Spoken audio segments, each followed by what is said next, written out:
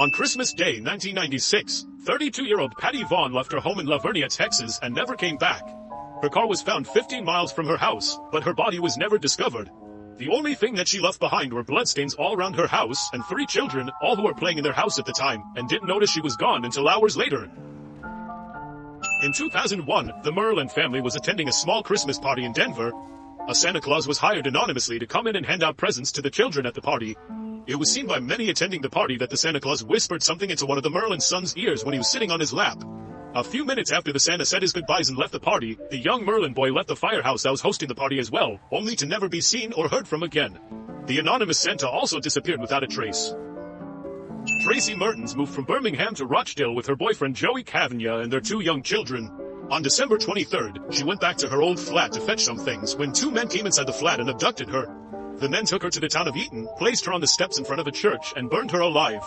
She managed to stay alive long enough to tell the story and kept repeating what the men were asking her, "Where is Joey?" before they set her on fire. Joey debunked ever having known anyone who would have done this to his family.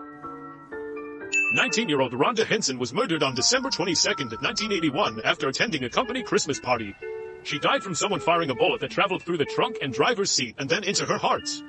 What was never explained about Rhonda's murder was a mystery man who witnesses had spotted standing next to her car around the time of her death. Rhonda's parents also told the police she was acting strange just days before the murder occurred. During the 1960s and 70s, the city Warminster in England was known as a place where UFO sightings kept happening. However, the sightings were not initially flying objects, rather unexplained sounds.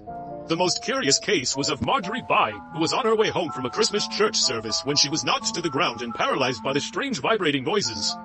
She described the experience as being pinned down by the invisible fingers of sound. She never recovered. Jared Betterson and Susan Klingel lived in Dearborn, Michigan with their daughter Nicole. Soon after Nicole turned 2, they were in a car accident and Nicole's mother Susan passed away.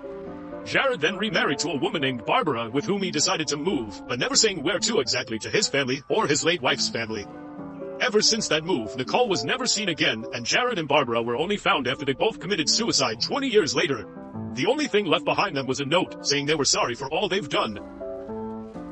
In 2007, in a small town in Arkansas, there was an unknown man dressed as Santa Claus walking around town that left gifts on about 6 people's stoops. 5 of them were later revealed to be old useless toys and other junk, while Jamie Frester and her husband received a package containing a series of papers. Most of them consisted of nothing but old office papers dating back to the 80s and 90s, but there was one note that stood out due to its large writing. It said simply, "I'm sorry for whatever happens to your son." 2 years later, their 12-year-old son Chris was hit by a car while crossing the street on his bike and suffered fatal injuries. The car that hit him did not stop to help and was never identified. To this day, it was never learned who the mysterious Santa Claus was, or if that note was purely coincidental. 38-year-old Lockhart, Texas resident Latricia White was spending Christmas of 1994 with her boyfriend Lee Wackerhagen and his 9-year-old son Chance. Lee was supposed to drop off his son to his mother on Christmas Day, but decided to keep him for a few more days. A few days later, Lee's girlfriend Latricia was found dead in their apartment, and Lee and his son were never seen again. The police suspected Lee killed Latricia and ran, taking his son with him, but their suspicions were never confirmed, as Lee was never found. Everyone who celebrates Christmas knows the song A Visit from St. Nicholas, or better known as 'Twas the Night Before Christmas. However, the origin of this song has a fair amount of mystery links to it. For many years, no one knew who wrote it. A Visit from St. Nicholas was sent anonymously to the Sentinel, a newspaper in New York, and first published on December 23, 1823. It's still not established who wrote it, as several men came forward saying it was them, but literature experts were never really able to determine who was telling the truth. The original author was finally determined in 1837 when Clemens Clark Moore claimed authorship.